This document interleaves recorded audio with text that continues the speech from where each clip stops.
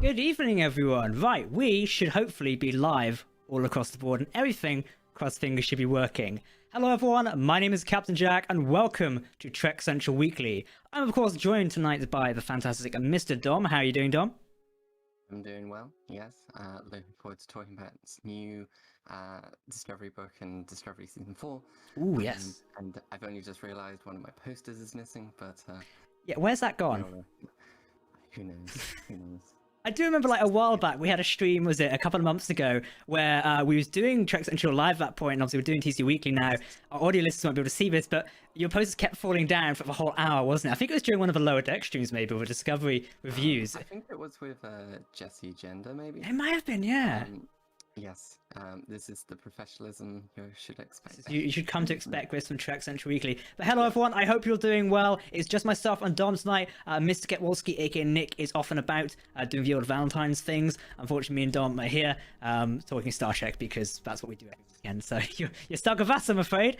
Anywho, Trek Central Weekly is now available in audio format. So if you want to catch last week's episode, you can go to our new website, which is trekcentral.net/TC Weekly, and you can find out all the details on where to find our show in podcast format. Hopefully we get some more guests on soon and various other people to come and talk Star Trek with us, especially as we head into the new golden age of the Star Trek universe. If you have any ideas who you want us to invite on the show, make sure to tag us on Twitter and let us know, etc. Also, now using hashtag TC Weekly on Twitter, you can send in questions for the show. What do you want to discuss this week? Thanks to someone asking us on Twitter. You can do that as well. Both work. Ideally use a hashtag so we can look at all of them. But you can send in questions of anything you'd like us to discuss for a week, etc. We do have something to talk about Star Trek Online later, don't we, Dom? Which you answered today before I had the chance to reply.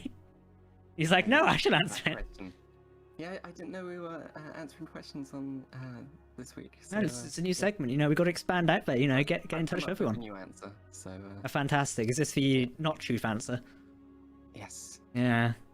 A very Cardassian of you. Speaking of Cardassians, we're going to be talking about the brand new Star Trek Discovery book which has been announced, which is called Wonderland. And you may wonder why I mentioned, as a pun, why I mentioned Cardassians. That's because the wonderful Una McCormack is writing this new book, and she's written a ton of fantastic Star Wars books before. Some of Dom's personal favorites. I've had the pleasure of reading, I think, one or two, and we've seen her events before. A fantastic person to talk to, and a New York Times best-selling author. So we're going to be talking about this book, what we can expect from it, what it might delve into in that year of Michael Burnham's journey in Star Trek Discovery, and hopefully what we can expect from it. Before we do jump in today, don't forget you can check out all the latest Star Trek news here on Trek Central and also via our website, which is trekcentral.net. We've had some record views on the site recently. We've only been online for around about a month now, so if you've not checked out the website, please do go check it out. It is trekcentral.net. There's a ton of great articles in there, including a brand new interview with Glenn Darkin, who is related to Hero Collector and their new publishing things. You can go check it out. Fantastic. We also got an interview with Ben Robinson, the guy who manages all of Hero Collector's collections, including Star Trek Starships, coming on the channel on Tuesday, I think. So keep an eye for that. We'll also potentially do an audio format and get an article on the site as well. Anyway, enough of me waffling today. Dom, tell us about the new Star Trek Discovery Wonderlands book. What can we expect from this novel? Yeah, go for it. Yeah, so Wonderlands will take place in the year which was basically skipped over in Star Trek Discovery Season 3. Burnham appears in the 32nd century, and she's there for a year before Discovery appears. We skipped over, well, the show skipped over all those events. We got some hints to what Burnham and Booker were doing, but it wasn't explored. So now we find out why, and it's because they wanted to do a book in this period, which I'm really looking forward to. Obviously, throughout the show, we heard a lot of different incidents which Burnham and Booker experienced. So it'll be interesting to have that fleshed out by the lovely Una McCormack, who has written some, as Jack said, some excellent books. So looking forward to that. Definitely, and the cover as well. Although the cover is not final yet, so it's the one we've got in the stream thumbnail, and we put it also on various other things as well. The cover is not final just yet. It may get changed. However, that cover as well does look very interesting. I like it. So I'd be interested to see what they come up with. Because, you know, covers of books sometimes can be hit or miss. Like, I know some of the new Star Trek Discovery novels, I've not been massive fans of the covers. However, you know, this cover looks very nice. It's a book I would see on the shelf of, like, a bookstore if we could go to them and think, yeah, I'm going to pick it up. And, you know, very interesting. Yeah, it's a very nice cover. I'm being told that I'm too quiet. I've just upped you slightly on my mixer, so hopefully that will solve it. Just me. I can hear you fine on my side, but I'll just slide it up a bit more. There we go. Yeah. Okay, so this is what the synopsis or the blurb of the book says. It says, in a desperate attempt to prevent the artificial intelligence control, so a bit of a recap on season 2 there. It eventually picks out but something's gone terribly wrong. Burnham has somehow arrived in place far different from anything she could have imagined, more than 900 years out of her time, with Discovery nowhere to be found, and where the mysterious and cataclysmic event known as the Burn has utterly decimated Starfleet, and with it the United Federation of Planets. How can she possibly exist day to day in this strange place? What worlds are there waiting to be discovered? Do any remnants of Starfleet and the Federation possibly endure?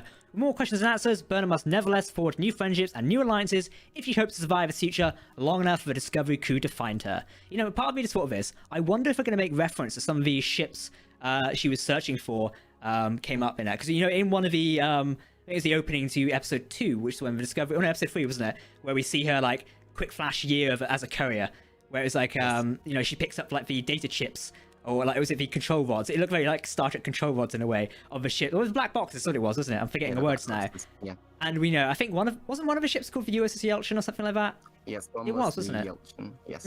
Which obviously is presumably a reference to Anton Yelchin, the Star Trek actor who played Pavel Chekhov in the Kelvin timelines, who unfortunately passed away. So I presume that's a reference. We don't have any official confirmation on it just yet, I'm not sure of. But I don't think there was any confirmation, but I think it's pretty apparent that it is. Yeah, about, it's Yeltsin. Yeah, but one of the ships which was found by Burnham, well, we don't know if it was found, but the rod which the black box which she found was from a Cardassian ship. Now, this wasn't really shown in the show. You could kind of see that it was a different black box, but it was only in the ready room, I believe, where they said that one of the black boxes was Cardassian, and they were a Federation member at the time, which is very interesting. Now, knowing that this book exists now, it's blatantly obvious that Una McCormack, who loves Cardassians in every form, wanted to put that in this book, and that is why it is in season 3. So we might see some Cardassians in this book, which I'm very excited for. Very excited for more Cardassian content, especially in this new frontier of the 32nd century. Yeah, Cardassians is going to be something. Didn't we see one Cardassian or two in the opening episode where they were chasing, Burnham and Booker, weren't they? Yeah, they were. Yeah, so we already have seen Cardassians. Saw a couple of Cardassians, and I think there was a Cardassian captain. Yes, you are. In one of the scenes. It was during the captain's meeting, wasn't it, with Admiral Vance and Saru? Yeah. We have seen it, but it'd be interesting to know the state of the Cardassian Union or whatever it became, etc., or something like that. You know, it'd be interesting to know how that's like evolved over time. I think is some of it mentioned there as part of the Federation, or didn't Picard make a reference to that? I saw on a map it shows like the territories in Admiral Clancy's office. It showed the Cardassian Union, but I don't think they were part of the Federation at that time. I think in her previous book, The Last Best Hope, the Picard tie-in, did make mention to the Federation's involvement in rebuilding Cardassia Prime after the whole Dominion War. Which makes sense. And I will say that her books do go into the political intrigue a lot, so it'll be nice to know what happened to the government, maybe as it changed from the Cardassian Union maybe to a more peaceful government. Because in obviously technically the Star Trek Legends, I guess we can call it, or the beta canon, didn't Garak become like technically president? I know there's another word for it, but he became Castellan. That's the one, of the Cardassian Union, and he pushed for reforms within their government to stop it being as authoritarian, which obviously people didn't like. There's some great books. If you're interested in any of what we're talking about, I recommend to go read them because they're very good.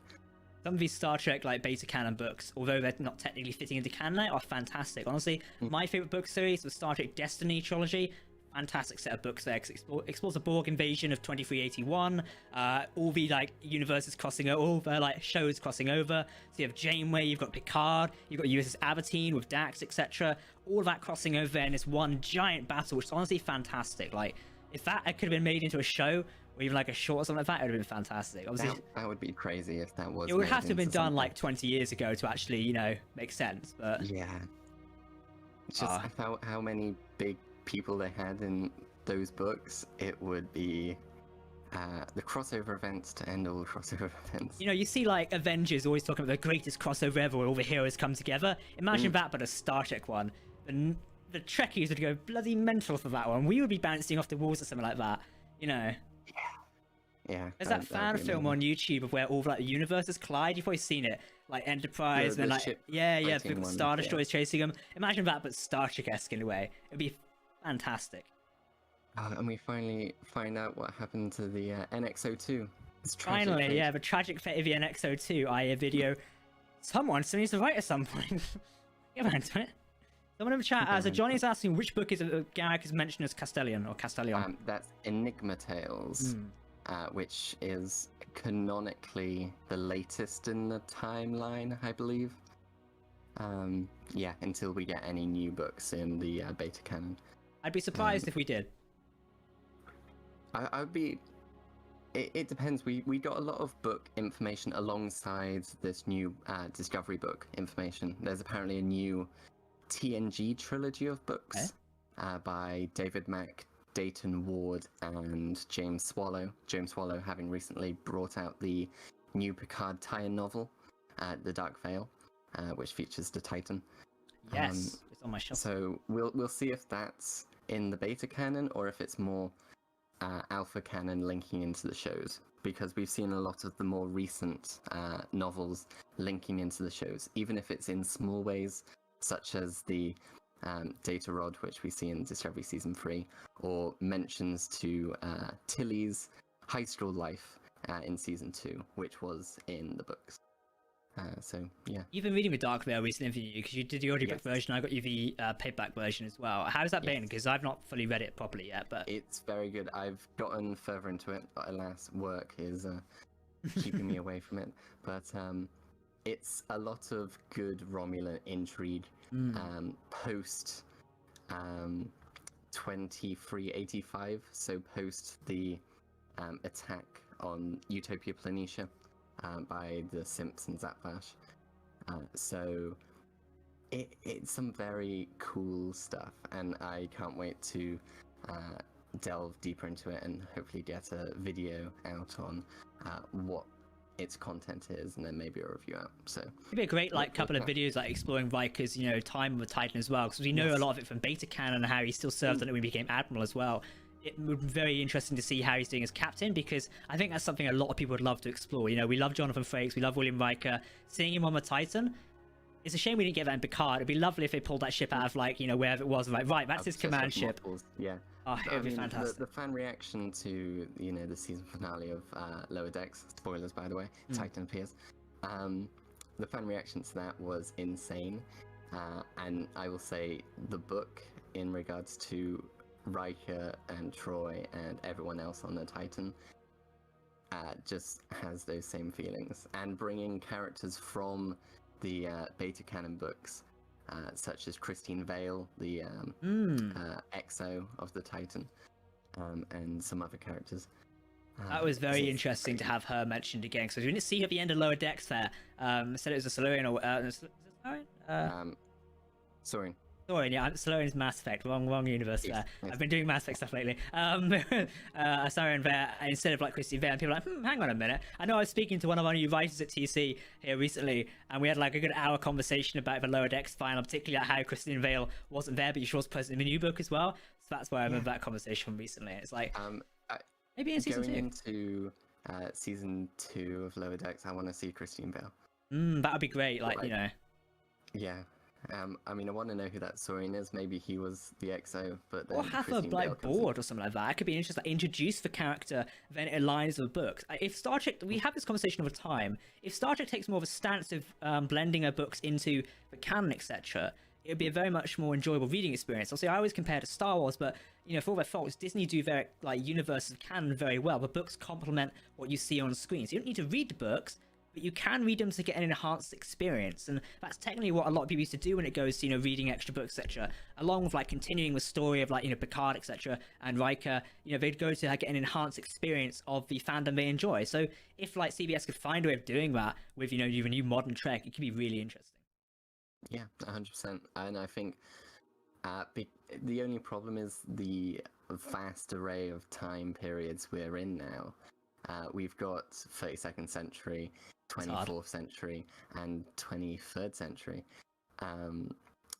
with Strange New Worlds. So incorporating all of them and having that connectivity is going to be difficult, but it would be really rewarding. For sure, it's going to be one of those that you just like thinking about it overall. I would not like to be in charge of managing that. I like thinking of a story group. That would be just imagine all those lines where everything's going, like a giant whiteboard in an office somewhere. I'd be mental to like imagine the red string tying everything together and being like. It's like Mariner in Lower Decks. It's just like Alex Kurtzman going, "Look, it makes sense. Trust me." Yeah. On CBS, like Corp's like, "Yeah, okay, cool. So Mr. Spock is who again?"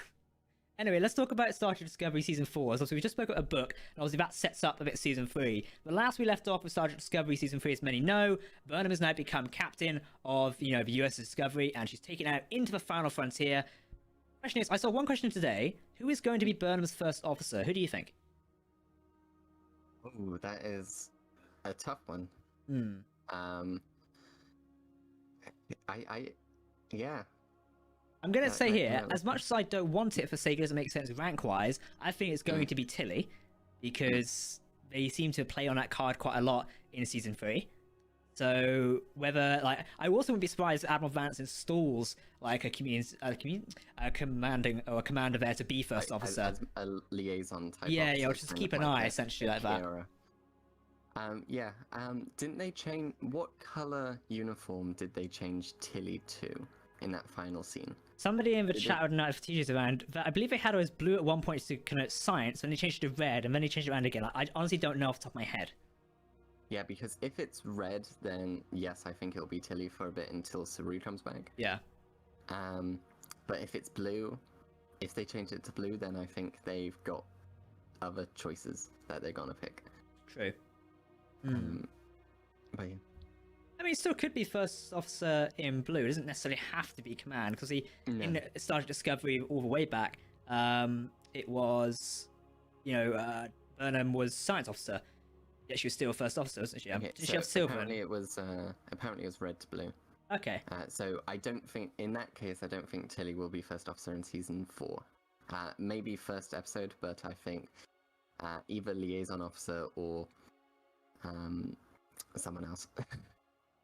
There's plenty of a bridge crew there. Like, it's just someone in the chat just said maybe Lieutenant Ina, who is that other bridge officer wandering around who popped out of nowhere for the sake of... Yeah, the one who used to be in the big prosthetic. Yeah, the big alien head. But then they were like, "Hey, we got to do some action scenes. You're gonna." That's not gonna work. So let's just make a new character. They should just get Morn in and say nothing. I mean, we had Lurians in Season 3. A big face. So it would be nice to see some Lurians. See some more Lurians. That'd be so good. Just have a Lurian. Whole episode, yeah. Yeah. Whole episode where they can't shut them up. Literally, chatterboxes a lot. You just need Saru beaming up from like some sort of diplomatic conference going, "Those bloody Lurians couldn't get a word in edgeways." If Saru does become like a diplomat or an ambassador, which is a popular theory out there. Yeah. That would be a great reference, I guess you would say. Just him beaming up and being like, "Those Lurians really tie you out." Saru gets the new Enterprise in Season 4. That'd be great. That would be great. We've christened the new Enterprise. It is the Picard class. I don't know. What would you call a new Enterprise class? I wouldn't put it past them to call it the Enterprise class. No, because they went from Galaxy to the one in Enterprise was a Universe class. Was it Universe class? Yes.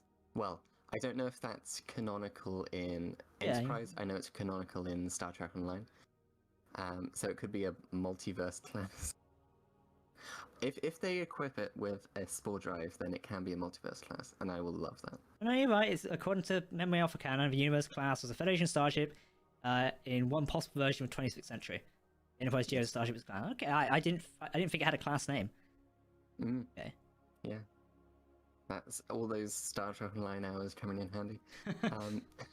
Speaking of which, somebody asked us about this on Twitter. They asked us what our favourite Star Trek Online starship is, wasn't it? Because well, we play it occasionally. We know he's meant to play it here on the channel. We've not played it for quite a while. Now, it was the you answer for me, but the Odyssey class is my favorite ship from Star Trek Online. You've got a model of it. I've got a model on my shelf, but for the sake of it, I'm not going to move it as the shelf fall down. Odyssey class, fantastic. Please give us in Starship Picard. We need it. I was speaking to Ben recently from Hero Collect, and he's like, there's a lot of things they wanted to show off in Starship Picard, but it might have been saved for later seasons. So that was when I was like saying I wish I'd seen the Odyssey. So if that's a subtle hint, I don't know. But well, we got the Odyssey class in the Picard Countdown comic, with the USS Verity, Picard's flagship for the relief effort. We also got a couple of other Star Trek Online ships. I think it's called the Fate class Intel Destroyer. Yes, was the Romulan ship which appeared. So yeah, I want to see an Odyssey class in Picard season 2 now. Honestly, if it's get like a flashback, that'd be fantastic. Because Picard is a slow burn series. Like you've got Discovery, which is action packed, everything blows up every 5 minutes. Then you've got Picard, just more laid back, taking things slowly. If they are indeed doing 3 seasons, which a lot of us are expecting, we know season 2 is on its way. We've heard season 3 is in the concepting phase. It makes sense. It's going to be like a nice little trilogy in a way, where the story is told gently through these 3 seasons. We know Sir Patrick Stewart has just got on one of his COVID vaccines. Star Trek Picard is due to start filming any day, really. Like they're scheduled to start in February, I believe. Someone in the chat can correct me, TJ, if it's possible. They were delayed once. It's meant to start on February 1st, but I believe they're due to start probably the end of the month. I think 22nd was the date floating around, or that's the one for Strange New Worlds. Either way, they're due to start filming season 2. 22nd, yeah. They're due to start filming anytime soon, really, which is fantastic because, I don't think we'll see it by the end of the year. I'd be surprised if we did, but yeah, I'm sure things will be delayed again and shuffled around. As is the case right now. Yeah, that's just what you have to deal with right now. I was trying to think of other Star Trek Online ships. I used to like that, is it the Aatrox carrier or something like that? Which is that one? It's like, it did not look like it belonged in Star Trek. Was it a Starfleet class? I can't remember. It's like a weird, it was one of the first ones in there. It's like an Aatrox carrier or something like that. It's massive. Oh, the it was. Cation ship. Yeah. I'm just going to quickly I think that's Aatrox. Yes. It's a weird ship. The Cation ships look weird. Is Cation the same species that was in from the... No, okay, I'm thinking of the ones in Memory Beta. The Cation are the cat people. Yeah. Who am I thinking of? I know who I'm thinking of. The species which appear in what is it? Memory Beta for like come on, the Flying Cities and people like that. The one who created the Borg accidentally. What is they called again? I forget the name. I can't pronounce it. Remember? Oh my god, why am I blanking on that? What are they called? Chat, help us out. Basically, they Enrique Hernandez ends up there. Yeah, they've got a really weird name, isn't it? That's why I keep getting confused. I read it, I was like, hang on a minute, we've not canonized that, have we? So yeah, that's why I was a bit confused. Yeah. There are some very interesting Star Trek Online ships. If I'll say the answer I tweeted out, which I've got the model here. Which is the Chimera class heavy destroyer, I think it's called. It's the veteran ship. It's a quite chunky boy. It's got a big hull, secondary hull. I love it. It's amazing. I know the ship I currently fly in Star Trek Online is the Bran, or the modern version of it. Which is like a very big, it's like a dreadnought, isn't it? Something like that. It's command something. I really, really like the 2410 design aesthetic of Starfleet ships. The very sleek white hulls with the blue impulse engines and like the orange nacelles, isn't it? Yeah, just shines with like black highlights on the hull. I think. Well, I did like the Intel dreadnoughts, which were in Star Trek Online for a while. Yeah, you can see it on there roughly. Yeah, Intel dreadnoughts. Remember we had that phase of stuff in Star Trek Online a good couple of years ago now. I think it was just after the Dyson Sphere. It's when we had the Voyager expansion as well. They introduced like the Intel ships. You had the Escort, the Destroyer, and then like one of the command ships as well, something like that. It was a science ship, and they looked fantastic. They look like Section 31 ships. The one that looked like Section 31 ships. Yeah. If anything, that was design inspiration for what would be the Section 31 ships in Discovery. They look fantastic. Yeah, there's some very... I've got to give props to the ship designers in Star Trek Online because there are some excellent designs in there. Of course. So, one thing I did want to talk about as well, and you and TJ have been playing a lot of this, is the new Kobayashi Maru game, or the web game, which has come out for Star Trek. Can you tell us a bit about this? I haven't had a chance to play it just yet, but you've been addicted to it, and so has TJ. So do tell us, what's so special about this game? The Kobayashi Maru game is from I think the developers who bring out Fleet Command, Star Trek Fleet Command. that mobile game. And it is a unwinnable game. That it is the Kobayashi Maru. It's a dialogue-based adventure game where you are in a simulation, the Kobayashi Maru simulation, and you've got to try to win. I have played hours of this game and have died every single time. I got to a point where I defeated 18 Klingon ships in a row. And Jesus. Then it was like, oh yes, 3 more Klingon ships decloaking off the starboard bow. It's like, I don't know. but it is really fun, but it is also really frustrating. You've just got to go around to these different sectors, pick things up, and then eventually go to and save the Kobayashi Maru. There are some crazy prizes which they offer if you beat the game fastest. I think first place is a lifetime subscription to Paramount Plus whenever that comes out, as well as a Command Tunic Kirk cosplay Very nice. uniform. And then I think second place is the Kobayashi Maru as a ship model, and then third place is something else. I can't remember. T-shirt, probably. So I'm yeah, probably a imagining. t-shirt. But if you play the game and tweet about how you died, you may or may not get a free t-shirt. So there's some incentive in the suffering. I think we won a T-shirt for the account via our Yes. tweet, didn't we? I think Nick's got a T-shirt. So he gives it to him. Yeah, it's kind of funny. Was it you, TJ, tweeted about it or yourself? Who died how? I mean, we've died many ways. If it's death, we've done it. Yeah, I think we accidentally contracted Klingon dagger pox, which is fatal for humans. It causes it makes it look like you got stabbed, but it's just your body blowing up because illness. It's one of those weird Star Trek illnesses they made up in an episode of The Next Gen or something. We've all forgotten about it now, but it's still canonically relevant.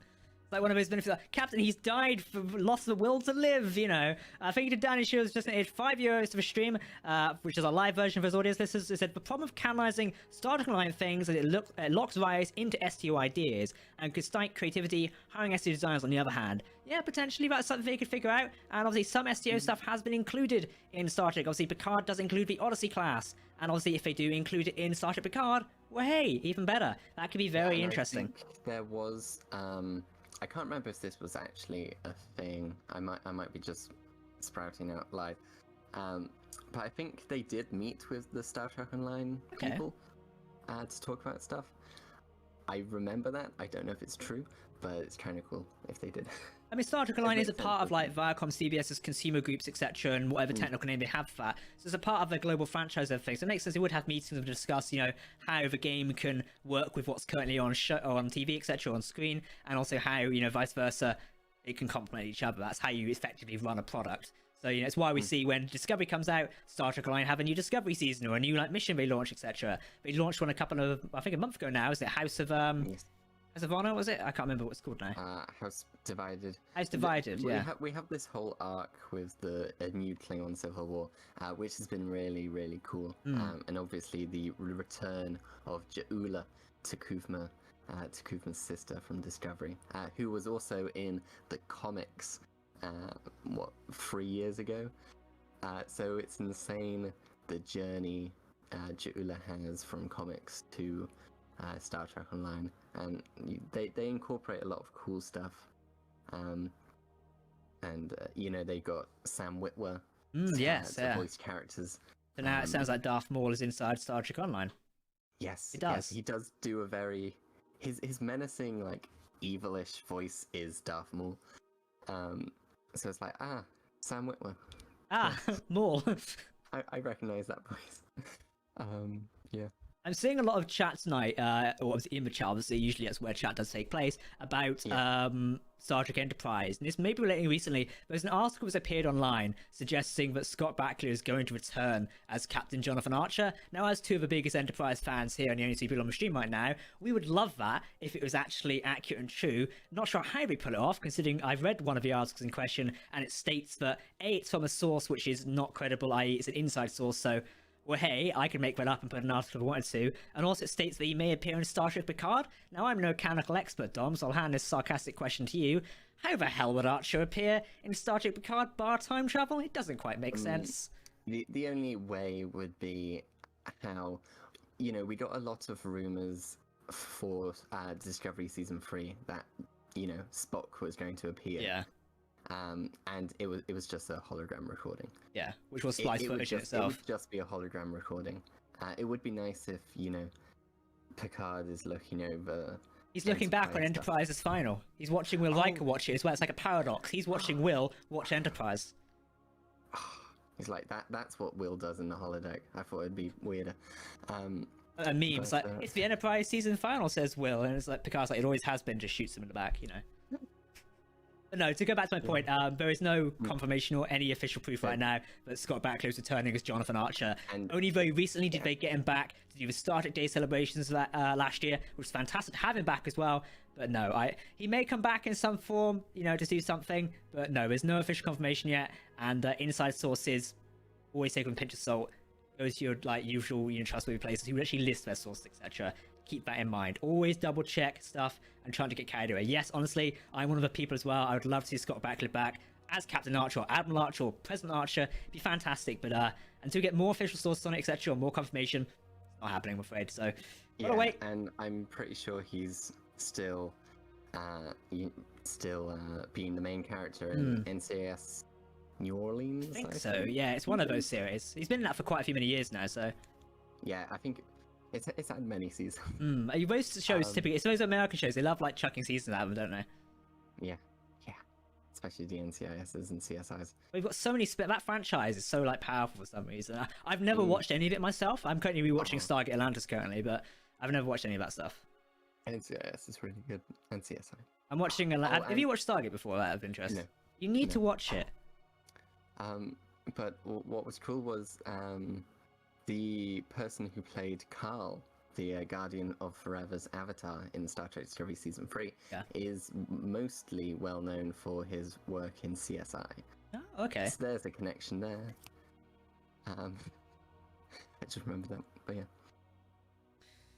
Well, you know, I would love to see him back, but also Dan shows the next 5 years says Scott Bakula. I can't tell whether you're trying to correct me on what I said or whether you're saying he's coming back. I don't know.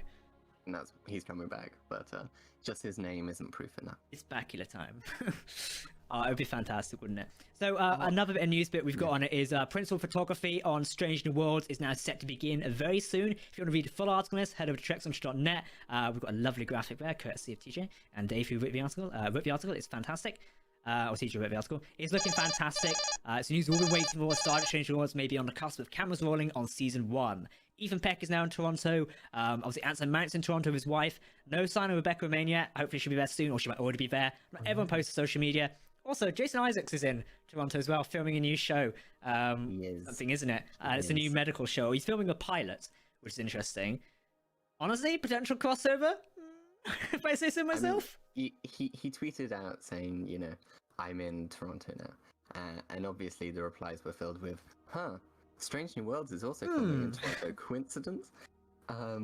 But yeah, it seems like he's just filming that, but wouldn't it be great to just get Prime? I really wouldn't be surprised. I'm going to say it now. I really wouldn't be surprised.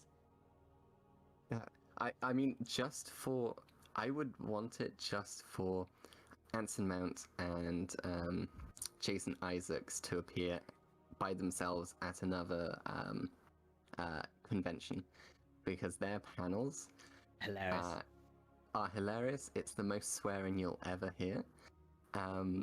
But it is the best time you'll ever have just hearing Anson Mount and Jason Isaacs just talking about whatever. Honestly, it is fantastic. Like the panels, well, I can't wait till we get back to Star Trek events around the world, etc. Because those panels are some of the best stuff there. Luckily, very recently, we've had virtual panels going around the places, so we have been able to catch up with the stars of Star Trek, you know, to chat about stuff. And I know a lot of people have been doing one-on-one sessions. There are some people doing one-to-one sessions with Kate Mulgrew, aka Catherine Jamie, very recently, which is fantastic to see. So yeah. I want to chat message. Did Sir Patrick Stewart get the vaccine yet? Any news on Picard filming? So Sir Patrick Stewart has had his first dose of vaccine thanks to a video, I think it's a week or two ago now, wasn't it? Star Trek Picard wise, filming is not started just yet. However, it's basically going to start anytime soon. They're waiting for the green light. California is a little bit different to how Toronto operates in terms of filming regulations around COVID. Keep that in mind. You can check it online if you want to learn any more information. The minute filming does start and we know about it, we'll post to our social media and do an article on the website. So make sure you're following us on trekcentral.net and also all our social links down below in the video description. And if you're listening on podcast format, head over to trekcentral.net/tcweekly. You can find out all the information you need about to keep up to date with us and the podcast. Yes, it's very interesting. There's a lot of Star Trek stuff going on. Although we're just in the start of 2021, really. We're already in February. That's already gone hectic. You know, we're getting a lot of Star Trek news already, which is fantastic. Like, I'm really enjoying it. It'll be interesting as they start filming to see what info leaks through the cracks, and definitely if there's anything newsworthy that they announce, it'll be some interesting couple of weeks/months ahead of us. Oh, for sure. Like as we go forward into you know, stuff like that, it's gonna be fantastic. I can't wait. It's gonna be great. One quick thing, by the way, Hero Collector, they're doing some new starships in April. Which is, of course, the Romulan... what's it called again? I've lost it off the top of my screen. It's one of the Romulan ships and also the Klingon Chug-class ship. I was going to say... The Chug. The Chug-class ship. Yeah, I don't know how the hell you'd even pronounce that. And then we've got the Romulan Republic warbird... Ale class? I don't even know. It's on the website. Go check it out if you want to learn it. That's coming out very soon, part of the Star Trek Online Collection and the Star Trek Discovery Collection. The Chaga class is issue 33, and the other one I'm not even going to attempt to pronounce is issue 13 of the Star Trek Online Collection. We have a great relationship with Hero Collector. Definitely the place to go if you want up-to-date and premium Star Trek ship models if you're a Starship fan like us. Oh, the Alal. Yeah, that works. The Romulan Republic's Alal. Yeah. Yeah, okay, we'll pretend that's how it works, yeah. Yep, if anyone's fluent in Romulan in the chat, let us know. Please get in touch immediately. Butchered Romulan is. We should totally, like, imagine if there's Star Trek language experts out there. We should have one of them on one day to, like, try and teach us some, like, Klingon or Romulan or something like that. It could be interesting. There's the Klingon one who did Discovery Season 1 and Season 2, who's very active on Twitter, and actually replied... There was some info about Romulan which I tweeted Romulan Klingon which I tweeted to them, and they answered it, and I was like, yes, I know more Klingon now. We used to joke a while back about you writing the how to pronounce Klingon words video and getting Muggins here to bloody do the video, just because, you know, there'd be about 5 minutes of video content, about half an hour of me attempting to pronounce something, swearing, and then giving up with it because Jesus, it'd be mental. I had to make sure that you could pronounce your Chadich well. I nailed that one the first time, actually, when we did that. The only word I've managed to pull off. Only one. Yeah. The worst video we did, like, in terms of pronouncing stuff, was the Star Trek Enterprise War book, the Captain Pike book. My Christ, the amount of, like, phrases and stuff written in that script, I lost the will to live by the end of it. What phases were written in that script? Phrases, you've just messed up that word, it's phases. I just messed up that word as well. Yep. It's happening to us, oh god. I don't know, but it's just like names and stuff like that. It's like I had no basis to go off, because when you hear it, it's a lot easier to know how to pronounce it. But when you read it, you can't, you know? Yeah. It's, in terms of the books, it's good to get the audio version, audible version, which is usually done by the great Robert Petkoff, who's great at recording the audio. And then you just know, and hopefully he's got it right. He should. Hopefully. Yeah, it's good to get the pronunciation down. For sure, you know, it's hopefully, I mean, yeah. Anywho, I think we've neared the end of our stream today. We're doing a bit of a short one because we've covered all our topics, which is Star Trek Picard, Discovery, the book, everything. If you do want to learn more information about anything we discussed here today, you can head over to TrekCentral.net, check it out there. A couple of comments from Jack. Chat about that. I read the first word, which is my name of the other chat. Jack and Dom, I have a lore question. Why did the Romans name themselves after an Earth myth? Dom. Answer that question, please. 'Cause I don't know. Who knows? I think it's because it's just inspired by it. So It was inspired by it. In terms of in-law reason, you could just say that it translates easily to the Earth word Romulan. That would be my only reason why they're called Romulan, and it's based on Earth myth. in the beta That's canon, just what the Universal Translator refers it to. in the base canon, there's some great explanation of how the Romulans came to be. For how they're found, etc. It was those who marched beneath the raptor's wings, and that's why the Romulan symbol is the wings of a raptor, essentially, or in a sense, isn't it? That style, that bit of there is fantastic. So yeah, a lot of people are asking us our expectations for Star Trek Strange New Worlds. Honestly, it's too early to tell. I'm hoping we're going to get what they said we're going to get. I personally cannot wait just to see Anson Mount, Ethan Peck, Rebecca Romaine all aboard. The Starship Enterprise once again. As soon as they drop a trailer, I'll be bouncing off the walls for months. I know TJ, many of us will be, because it's a series a lot of us are looking forward to right now. We'll be doing some dedicated streams and videos in a lead up to Strange New World over the course of the next couple of years, so keep an eye out for that, as it's going to be fantastic. We have no indication of when Strange New Worlds will drop just yet. It's unlikely to be this year. I'd be really surprised if we get it this year. If not, it's going to be start, aka Q1 or Q2 of next year. Either way, it's going to be exciting to look forward to, as that really is our next big Star Trek series, which likely is going to help launch Paramount Plus internationally around the world. I'm really hoping it's going to be fun, enjoyable, and some proper Star Trek, etc. Not saying other stuff isn't, but some more classic and core Star Trek. Basically, a modern version of the original series. That could be really interesting how we do it. In that case, I do want some modern version of the really, really weird TOS episodes, where it's just like all these children orphans who play Ring and Roses and summon a ghost. I want that kind of weird. What you're telling me is you want Ethan Speck shirtless, fencing with somebody in a corridor, just like Sulu did back in the 1950s. I mean, the quote tweets to one of our tweets the other night. A lot of people are wanting to ship Pike and Spock for some reason. I'm not saying anything's wrong with it, but you go for it. I was going to do that as a Valentine's tweet today. Instead of the Garrick and Bashir one, I was going to do the Happy Valentine's Day from a couple that soon will be. I've just put Pike and Spock there. I'm like, that's just going to go down really fast. Yeah. Should have done that one. If I had time, I was actually walking out the door as I did it. I was going to take a whole list of them. Like, here's Kirk and Spock together. Here's Pike and Spock. We're just shipping everyone, I mean, there was the recent article on StarTrek.com about all the great couples, and obviously it had Kirk and Spock in there. That drew some attention online, didn't it? A lot of people weren't happy with that, which is kind of funny. People weren't happy about the clickbait of that, because apparently it was clickbait, and it was really funny to see notorious clickbaiting sites complaining about the clickbait on StarTrek.com, but that's had a bit of a chuckle at that one. You just have to watch Amok Time again, and then you're like, okay, I get it. Years since I've watched that.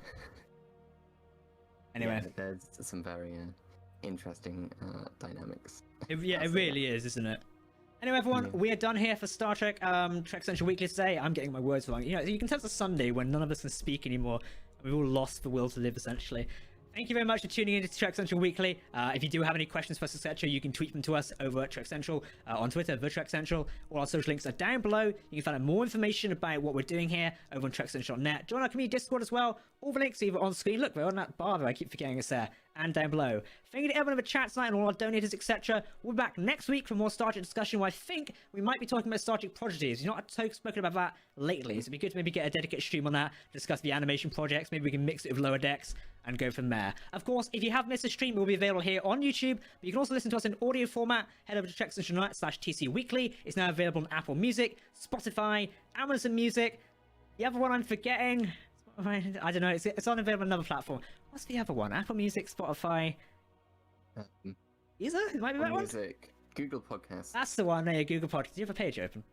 Yeah, I have the You page did. There you go. Someone's prepared for this. You can find us all over there if you do want to listen to it. As usual, it's been a pleasure. I've been Captain Jack, joined by my Commander Domsay. We're back next week with hopefully Nick and maybe a special guest as well. Maybe Bree might come and join us. Either way, it's been a pleasure streaming here for you this evening. We'll see you very soon. Check out the new videos coming this week. And of course, that's all from us. Live long and prosper, my friends. That's a sarcastic Vulcan salute, and we'll see you next time.